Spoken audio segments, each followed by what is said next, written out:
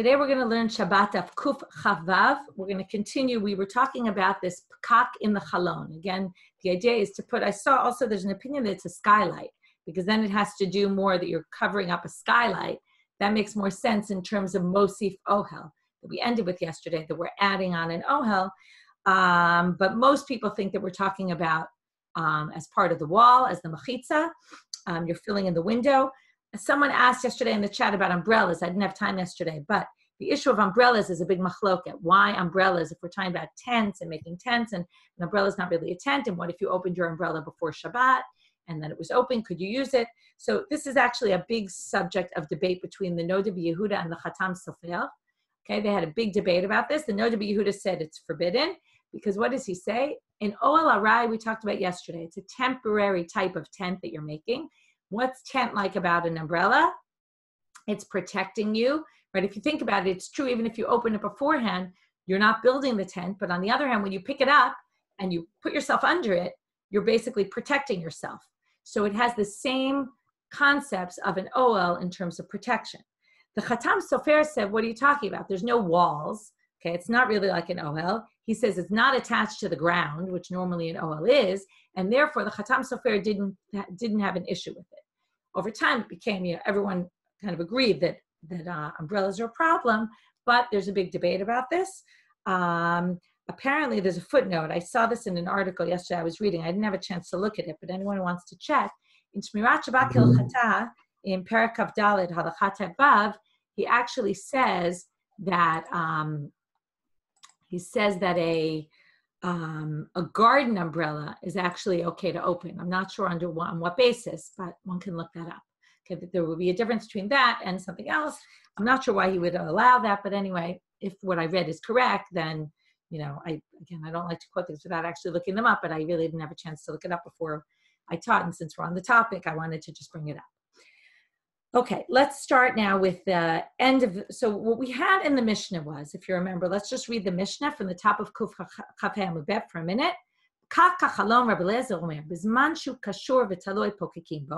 If it's tied to the wall, I guess, or the windowsill, or it's tied somehow, and it's hanging, meaning it's in midair, right? It's not on the floor, then pokekimbo. V'imlav ain pokekimbo. But if it's not that, the only way we're not going to consider it building, or right, is it that it's considered like we're filling in the wall, is if it's already suspended, they're ready to go in the wall, then we're just kind of putting it in place. It's almost like you could think like a folding table. Folding table, are you allowed to build that on Shabbat? You are, because you're just kind of putting something together that's already there. But if not, you can't. Chachamim omrim, ben kach uben kach pokekin. The rabbis say, no matter what, you can be pokek.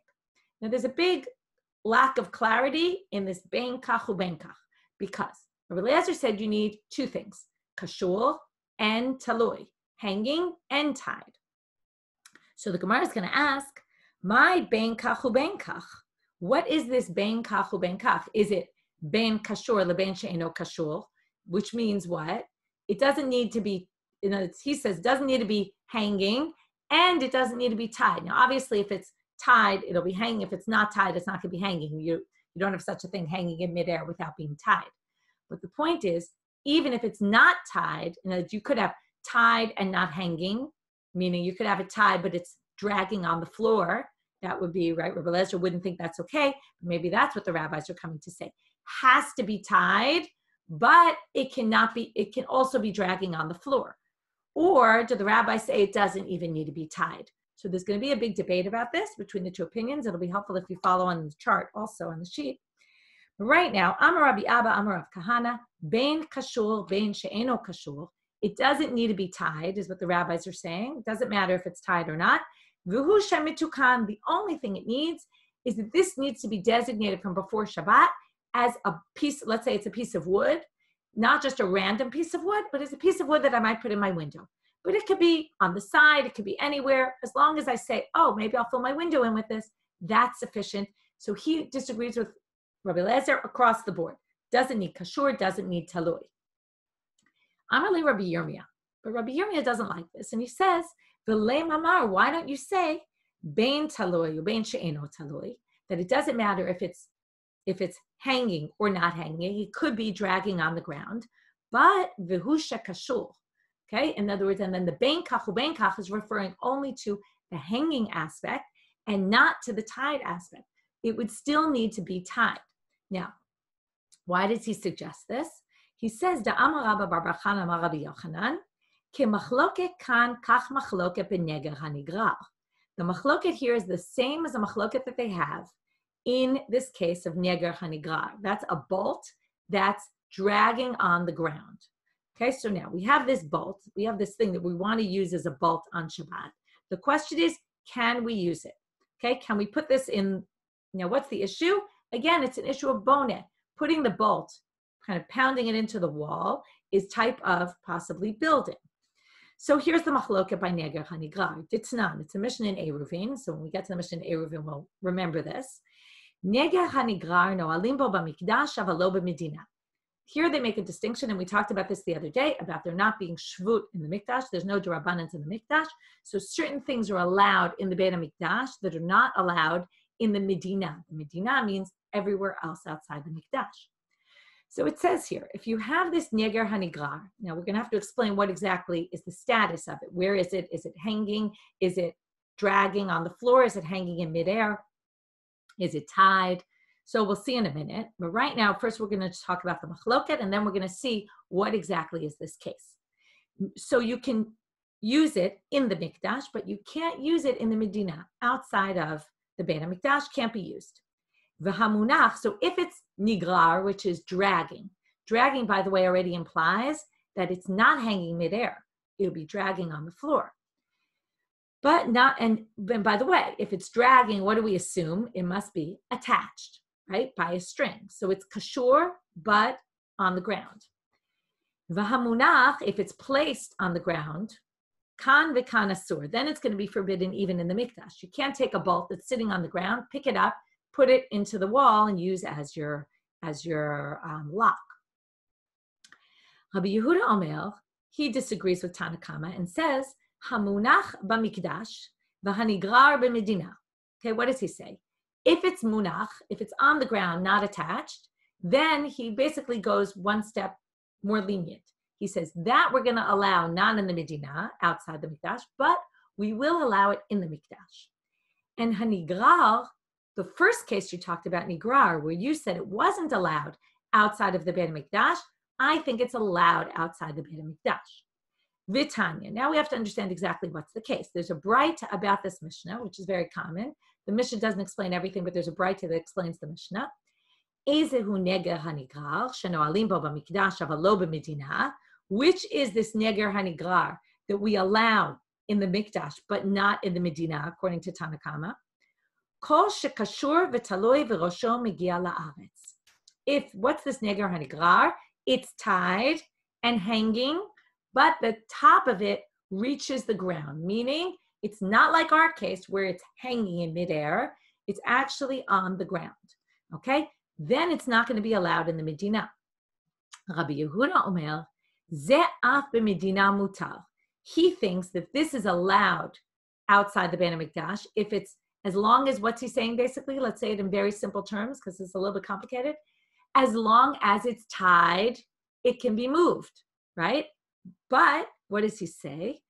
Aval ezehu shebimedina asur. But what does Rabbi Yehuda think? And again, the lenient opinion is going to say, what b'medina asur? Kol she'eino lo kashur v'lo taloi v'shamto minicho b'keren zavit. If it's not tied, it's not hanging. Obviously, if it's not tied, it's not hanging. And you put it in a corner, okay? It's detached and it's in some corner somewhere. Then it's not going to be allowed in the Medina. So what do you see here? Now let's go backwards. Rabba bar Chana said in the name of Rabbi Yochanan, the machloket that they're having here is the exact same machloket that they're having in our Mishnah, which means, what's the machloket here? The machloket is in the case, or let's even say it simpler. What does everybody agree with? Everyone agrees that, go to Rabbi Yehuda, who's the lenient opinion. He says, if it's, now this is exactly what Rabbi Abba said. If it's, right, Rabbi Abba said the rabbis allowed it in the case that basically here it says it's not allowed. If it's not hanging, not tied, and, in the corner somewhere, even if you designated it for this purpose, you're not going to be allowed to use it. So there you have it, the Rabbi Yehuda, who is the lenient position, which matches the rabbis in our Mishnah, right, who say basically, ben kach uben kach pokakin. If we're going to say that they're equal, then we're going to say, according to Rabbi Yirmiyah, makes a lot of sense to say the ben kach uben kach means whether it's hanging or whether it's not hanging, but it has to be tied, because Rabbi Yehuda here says it has to be tied in order to allow it. And the Tanakama, who said, in this case, it's just the plain opinion, the Tanakama's opinion, who said even that can't be, you can't use that in the Medina. You can't use it in, again, Medina just means normal circumstances, can't be used. That matches Rabbi Eliezer, who says it has to be kashor v'taloi. This case is kashor, but it's not taloi. It's not hanging in midair because it reaches the ground. Okay, so there you see, if Rabbi Chana says the name Rabbi Yochanan, it's the same machloket. Then Rabbi Yirmiyah sounds like he's right in saying that ben kach uben kach means whether it's hanging or not hanging, it could be on the ground, but it has to be tied. If it's not tied, even the rabbis will think it's forbidden. The Amar Rabbi Yeshua bar Abba Mishmei de Ula, and this connects with what we just said. Rabbi Yeshua bar Abba says in the name of Ula, Man Tana Neger Hanigrar, who's the Tanakama of that Mishnah? Rabbi Eliezer. That matches Rabbi Eliezer in our Mishnah. Okay, so there's Rabbi Yirmiyah's proof that I disagree with you, Rabbi Abba, that again, bein kachu, bein kach, according to Rabbi Abba, meant it doesn't even need to be tied as long as you designate it beforehand. But from the Neger Hanigrar, you see that nobody thinks that that's okay. Even Rabbi Yehuda doesn't allow that. Okay, and therefore he goes against Rabbi Abba. So what's Rabbi Abba going to say? Rabbi Abba is going to say, Ana de Amre ki haitana. I hold by a different braita. In other words, you're bringing me your source of Neger Hanigrar. I'm going to prove it to you from a different braita. What's my approach? Where do I get it from? Here's the braita. Neger kaneshi hitkinu balabayit liot poteach v'no elbow. Let's say I took a reed in order, I didn't have a regular key or a bolt, so I took a reed instead. Now remember, the problem with the reed is that it's muktzah. We're going to talk about that as a separate problem. A reed is not usually something, it's not a kli. We'll get to that soon. But right now, what if I decide I'm going to use my reed as a bolt to lock my door? Bizman shekashur v'taloi bapetach, potech v'no elbow. Can I use it on Shabbat? Well, again, is this considered boneh? Again, we're mixing boneh and muktzah a little bit here. This one's really going to mix muktzah and boneh. Until now, we really seem to be talking only about boneh. Is this considered a building, an addition, right? The whole issue, again, I want to just make sure it's clear.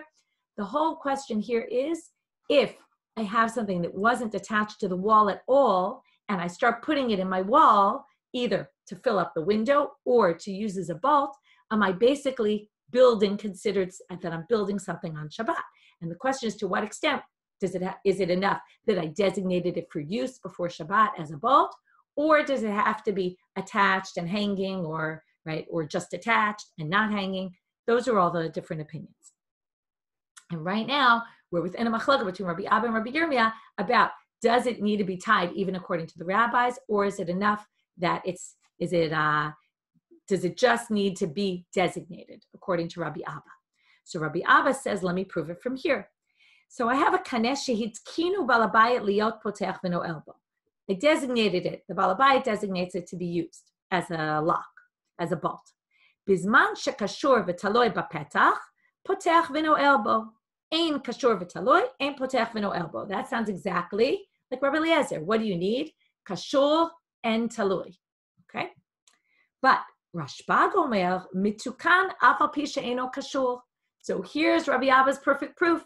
He says, I know your Mishnah Neger Hanigrar said, the Chachamim said it had to be tied, but I'm going to prove from this braita that it says very clearly, Rashbag says, and Rashbag is going to match the rabbis in our Mishnah. Rashbag says, as long as you designate it, even if it's not tied. So I know, Rabbi Yirmiyah, you tried to say that the rabbi said it had to be tied from the Neger Hanigrar case where it seemed they had to be tied. But my braita, this braita I'm bringing you, shows it doesn't need to be tied even according to Rashbag. And then we'd say that the rabbis agree with Rabbi Shimon ben Gamliel. And again, the Tanakama of this braita matches Rabbi Eliezer. I want you to notice that in both cases, it's just interesting. Normally, the rabbis usually fit in with Tanakama. And the unique opinion is usually like the unique opinion. And here we have Rabbi Eliezer seems to be the mainstream opinion in all these other Braito. Okay, so keep that in mind. It's going to come up later in the daf. Amar Rav Yehuda bar Shilat Amar Rav Asi Amar Rabbi Yochanan Halacha Kerashbag. Okay, so first of all, we're done now. That was Rabbi Abba's proof text, so each has their own proof text. Now, since we already brought up this case about the kaneh, we're going to hear a psikat halacha, what the halacha is. So Rabbi Yehuda bar Shilat says in the name of Rav Asi and the name of Rabbi Yochanan that we paskin like Rashbag. That basically, you can use this reed to bolt your door as long as you designated it before Shabbat. Doesn't need to be tied, and then obviously it doesn't need to be hanging because without tied, it's certainly not going to hang. Umi Amar Rabbi Yochanan Hachi, but now they say, could it possibly be that Rabbi Yochanan holds this way? What's the issue? The issue is that Rabbi Yochanan, okay, now here we're going to see, V'hatznan kol kisuyei hakelim, and this is the lead into the next Mishnah, which we already mentioned yesterday. Every cover of a kli, sheyesh lahem beit achiza, it needs to have a handle, nitalim b'Shabbat. Okay, the Mishnah says, if it has a handle, it can be carried. If it's a cover of a utensil and it doesn't have a handle, it can't be carried on Shabbat. But we're gonna have to explain this Mishnah. It's a little more complicated. We'll see it soon. But Amar Rabbi Yehuda bar Shila Amar Rav Asi Amar Rabbi Yochanan, the same people that we just quoted, v'hu sheyesh torat kli alehen. This is only if they're actually considered a kli. Now, there's a big debate about what this means. Rashi explains it in a strange kind of way, I think. He basically says that in order for a kli to be able to, I see you asked about why it needs a handle. We're going to get to it when we get to the Gemara on that section. So hold off for a few minutes on it. But right now, that's not the part that interests us. The part that interests us for our purposes is the cover of a kli can only be, even if it has a handle. And one would say, if it has a handle, it's not muktzah. That's only if it's considered a kli. What does Rashi mean it has a torat kli? Rashi says it has to have some other use besides just a cover. A cover itself is not a kli. It has to be usable for something else. Many people disagree with this interpretation of Rashi. It seems crazy. We keep talking all the time about covers of kelim, and a cover is already considered something significant. So some people explain it just means that it has to be useful as a cover. Okay, whatever it is, it has to be designated. Let's say torat kli also means that you designated it for a purpose. Okay, so it has to have torat kli. So now we're going to say, what's the issue here? If he holds like Rashbag said mitukan afa pisheino kashur. What does it mean mitukan? Mitukan means that I designated it before Shabbat, presumably in my mind. Now, according to Rabbi Yochanan, it sounds like if he paskins like Rashbag, then he thinks not only is it not bona if I designated it before, but what kind of designation do I need? The same designation as Rashbag, which is it's enough to just do it in my mind, and I don't need to have torat kli ale. Torat kli would sound like I need to do something to this reed to make it clear that I'm using it as a bolt. Now, you might say, when Rashbag said mitukan, maybe he meant mitukan means I did something to the reed and I turned it into a kli, a vessel. Remember, a reed, and this is why I started when we said a reed is not a vessel at all. So I would have to do something, according to Rabbi Yochanan, to turn it into a kli. Now, maybe Rashbag thinks so also, but no, definitely we don't think that Rashbag thinks this. And then we're going to have a question. How did Rabbi Yochanan paskin like him? Because Rashbag says in a different place that we don't need any sort of, it's enough to just do it in your mind. Where did we see this? We saw this yesterday. V'hatanya, charayot shel dekel, shegidran l'shem etzim. If I have some palm fronds, and they're generally designated for burning, v'nimlacha lehen liyeshiva, and I decided that I want to use them as a bench to sit on, tzarich likshor, I have to tie them up before Shabbat, tie them in a bundle to do some sort of action that shows that I want to use them as a bench. But Rashbag omer ein tzarich likshor. Rashbag says you don't need to do that. It's enough to just say in my head, I want to use those tomorrow as a bench, and that's fine. So what do you see here? How could it possibly be that Rabbi Yochanan held like Rashbag when Rabbi Yochanan says you need torat kli? Rashbag clearly doesn't think you need torat kli. Now again, they're kind of mixing two things Because Rashbag, and that's going to be the answer of the Gemara, I'm kind of already giving you the answer, but Rashbag said, in the case of this bolt, you use a reed as a bolt, it's not considered building to put this reed into your door, right? As long as you designated it before Shabbat, and designation, according to Rashbag, is in your mind. Okay, as long as you designated it in your mind, that's sufficient, then it's not muktzah, and then you can use it, and it's not building either. Because it was designated before, it's not considered, again, it's just like your mosif. You're not doing more than just adding to the wall. You're not actually considered that putting this bolt in is like building. But if it wasn't designated at all, then it would be considered building, and then also it would probably be a muktzah issue. So anyway, what are we going to answer? Rabbi Yochanan, when he paskins like Rashbag, sfira le kavate b'chada upalig ale b'chada. He agrees with him that the reed, putting it in the wall, is not actually building, but he disagrees with him about that it needs Torat Kli. Rabbi Yochanan says, you can put this reed in the door and it won't be building as long as you did something to it to deal with the muktzah issue. In other words, when it's a building issue, I have no problem with the building. But for the muktzah part about it, that you didn't designate this before, it has to be, actually has to have Torat Kli aleh, which again, it's not 100% clear what it means to have Torat Kli, but it seems like you'd have to do something to the reed to kind of turn it into a bolt. Just like you tied the trees to the logs and you said, oh, I'm going to use this to sit on tomorrow, you would need some sort of action. Okay, but that wasn't what he was referring to when he said you could put the reed in there. He was talking about the bona issue, not the muktzah issue. So we can isolate those two issues and then say, well, he holds like him like that, but not like that. Now we want to know, how do we paskin? So Rabbi Yitzchak Nafcha is sitting at the entrance to the Reish Galuta's house, and he says, Halacha ke Rabbi Eliezer. Mativ Rav Amram. Rav Amram says, how can you paskin like Rabbi Eliezer? Again, Rabbi Eliezer does not allow you to do this unless it's hanging and tied.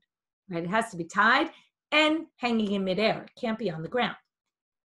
So here we have a sneak preview, and here maybe I'll mention that we're going to do a nice shiur on Zoom for everybody on Sunday, August 9th. It's on Sunday, so the shiur's actually Monday, but we'll do it on Sunday. It's a good day for everybody.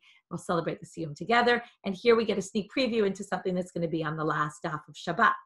So Mativ Rav Amram, Umi Divreihem, they tell a story there. I'm not going to get into the story.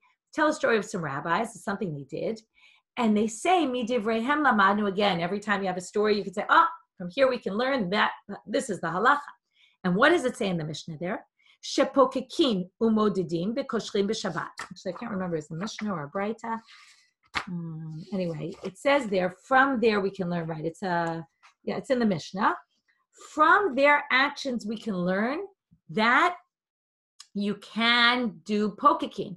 You can put this thing you have into the window. And obviously, if we say, from there we can learn you can do this, they're obviously saying we paskin like the rabbis. Didn't say the details. Right now, we're not seeing the details, but the details are that you basically are allowed to put this in the wall, even if it's not kashur v'taloi, like the rabbis. So how can you paskin like Rabbi Eliezer if there's an explicit Mishnah that says the rabbis did something, and it was clear that you could do pokekin? There's two other things they learned from their maaseh, umodidim, that you can measure, v'koshrim b'Shabbat, and you can tie. You have to deal with, what are you talking about? Measuring and tying is forbidden on Shabbat. We'll get there when we get there.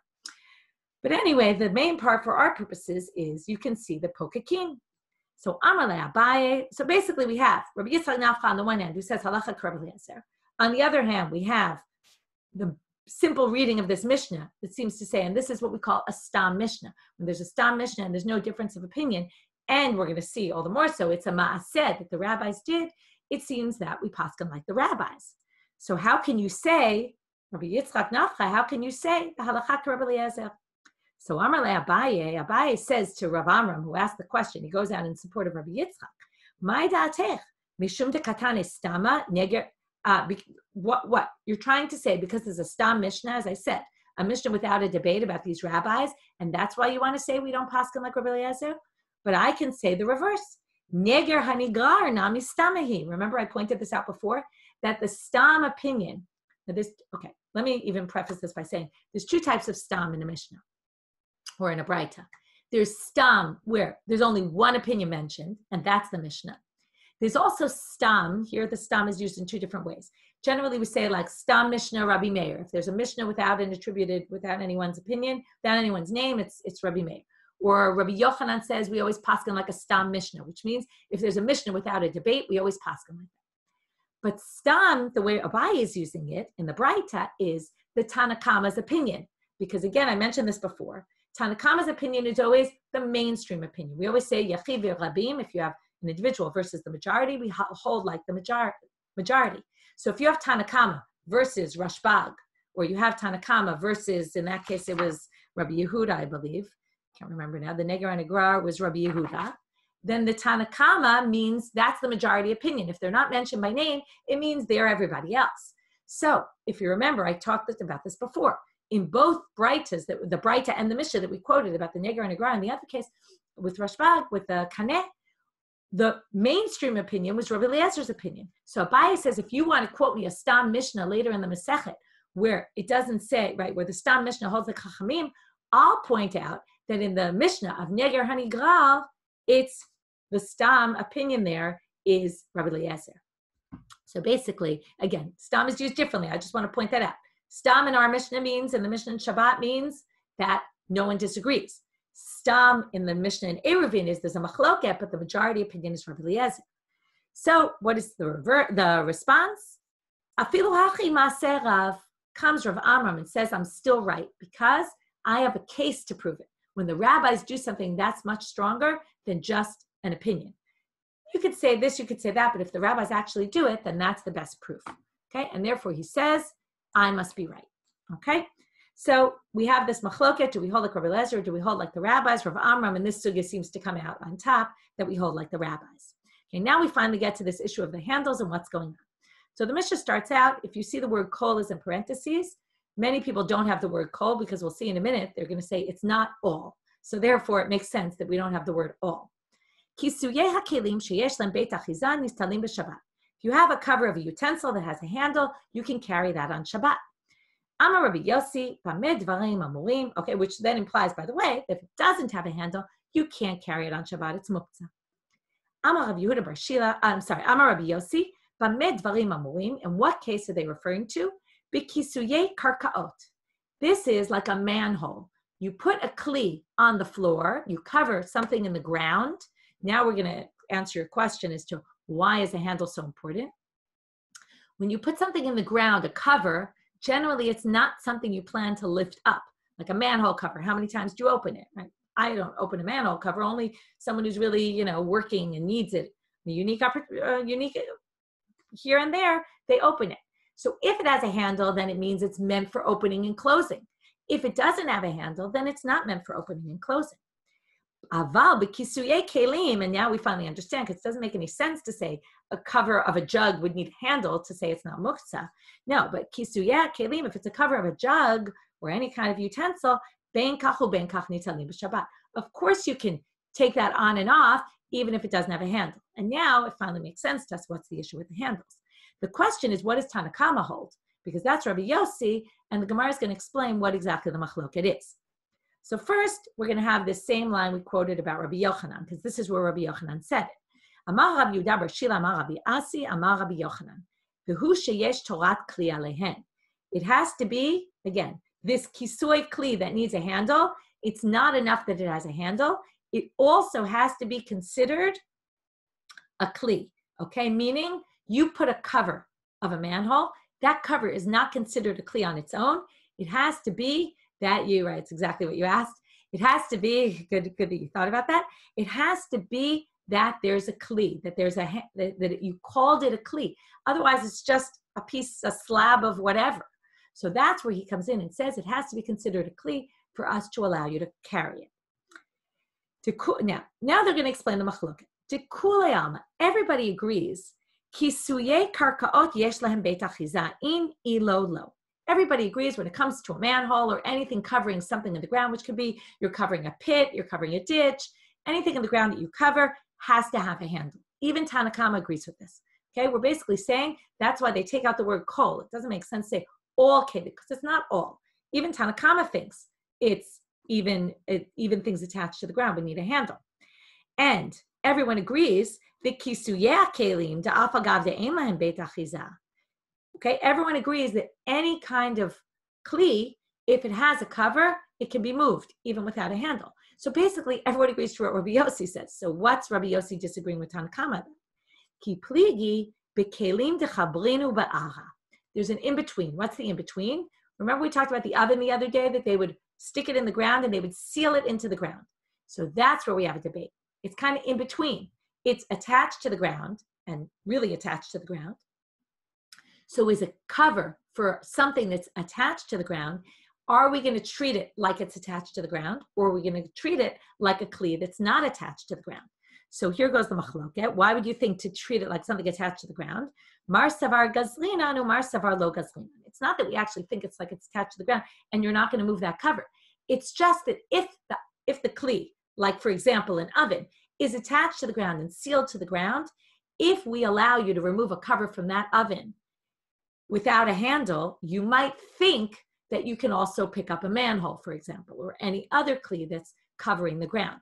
And therefore, Tanakama says you can't. You can't, and that's why Tanakama is more inclusive of prohibition, right? Kisuye kelim she'en len beit achiza nitalim b'Shabbat, right? Only if sheyesh len beit achiza. But if it's a cover of something attached to the ground and it doesn't have a handle, can't move it.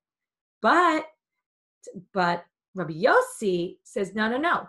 Only something that's on the ground, not something that's attached to the ground. Only a cover for the ground itself is going to need a handle. But if it's for a utensil, it doesn't. Lishna achrina, there's another way of saying this, which basically there's no difference. Halacha l'maaseh, it's just a different way of wording what was said about this. Ki plige b'kisuye tanor. That they specifically were arguing about the tanor, which is exactly they just brought an example.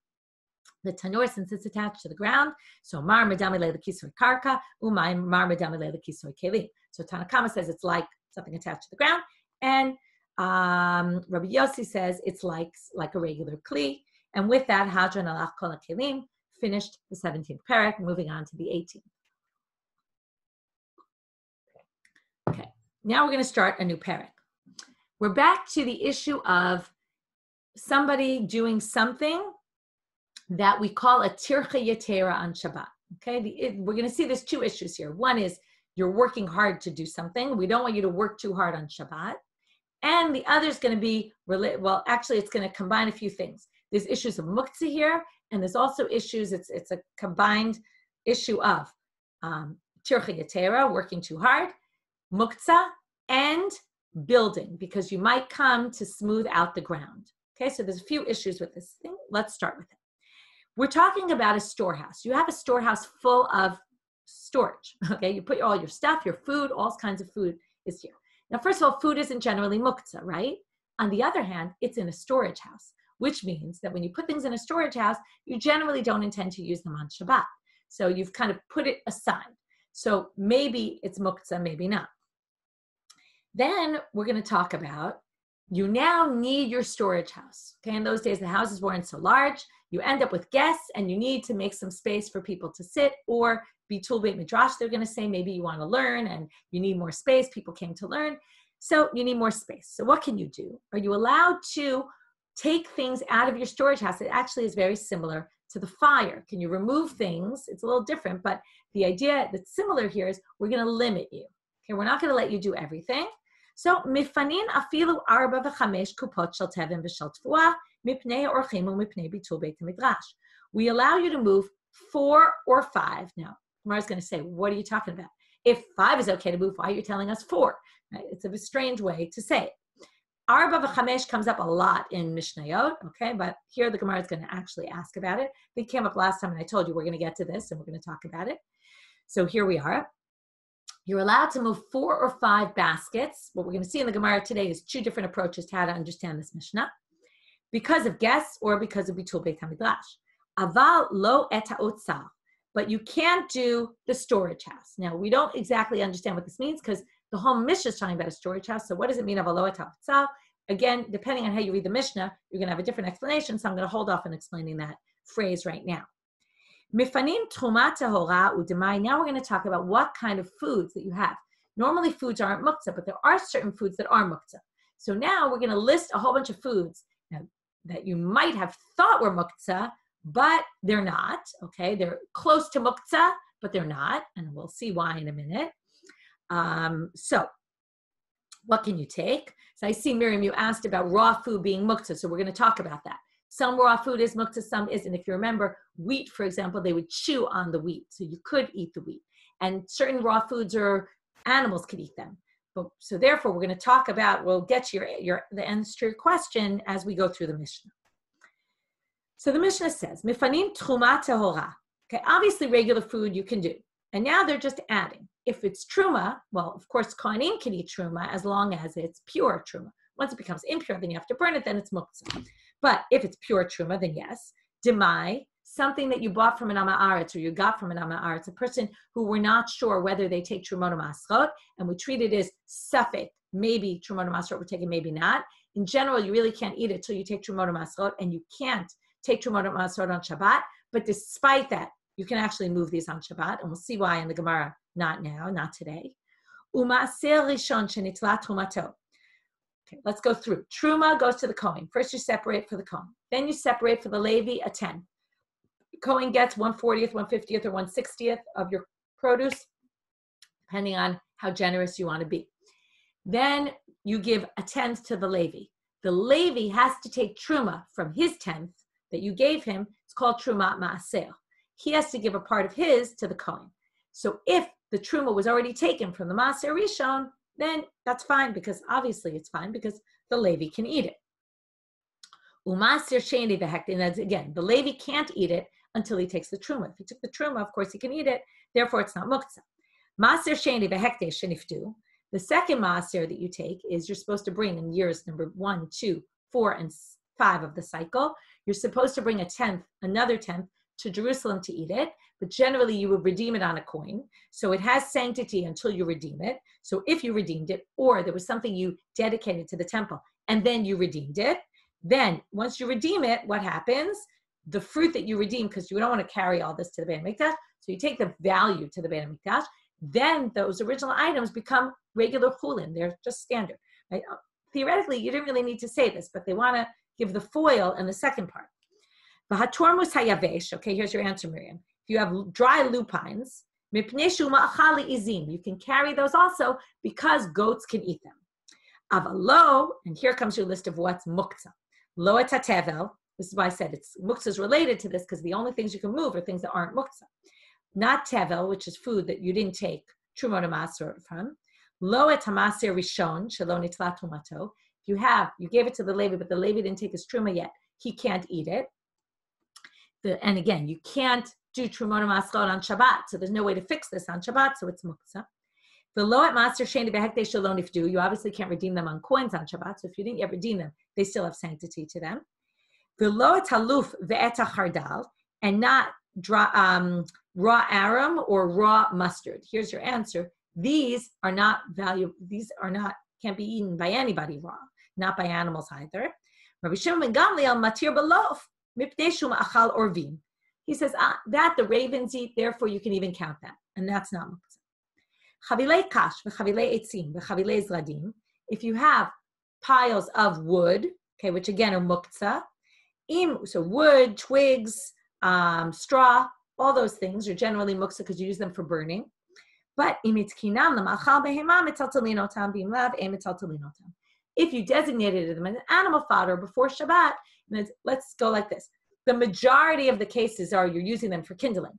But since there are cases where you use it for animals, if you designated it for the use of animals, then you can move them. If not, not. Okay, now we want to get to the real basis in the Gemara. The Gemara is going to start explaining about what's going on here. And it relates to, Becky, your question that you asked about, does it matter about before Shabbat? Okay, and we'll talk about that, about whether the guests had to have shown up before Shabbat and you knew about them coming or not. We'll see how that plays a role here. So the Gemara asks our basic question, which is, Hata chamesh mefanim arba mevaya. It's good when all your questions shows you that your good understanding of Gemara, because you're asking all the questions the Gemara is going to ask. So hashta chamesh mefanim arba mevaya. If we can allow 5, then why do we say 4? So Rav Chisda is going to have one interpretation, and who is it? Shmuel has a different. Rav Chisda says, Arba mechamesh. If you only have 5 baskets, then you can remove 4. That's, the way we're going to read Arba v'chamesh is 4 or 5, depending on the scenario. So if you only have 5 in the otsar, then you can only take out 4. I'll explain this in a minute. V'chamesh me'otsar gadol. And 5 from a big, if you have a big storage house with lots of baskets, then the maximum you can take is 5. So now the question is, what's going on here? So they say here that, what's the issue? There's 2 ways of understanding this. The main issue is going to be, you might come to smooth out the ground underneath. The Meiri says very nicely that in a storage house, unfortunately, you end up with lots of creepy crawler creatures because they want to get into your food. Because of that, they dig holes in the ground. And when you start removing these baskets, you're going to have holes in the ground. And what might you come to do when you have a hole in the ground? Especially if you want people to sit there, you're going to start smoothing the hole in the ground. And that, we learned already, is a problem because smoothing out is a tolada of boneh, right? Depending if you're in the field, then it's choresh. If you're in a house, then it's boneh. So what's going to happen here? If you have, now I'll go with the first interpretation. If you have 5 baskets stacked up, you take 4 off and you have to leave the bottom one. And all these people who are coming to sit on the bottom basket, because if you take off the bottom basket, you're going to have a hole in your ground and you might come to flatten it. That's one way of understanding it, although it does seem strange that everyone's going to sit on these baskets of food. But again, you sit on suitcases in the airport and, when you make do if you have no choice.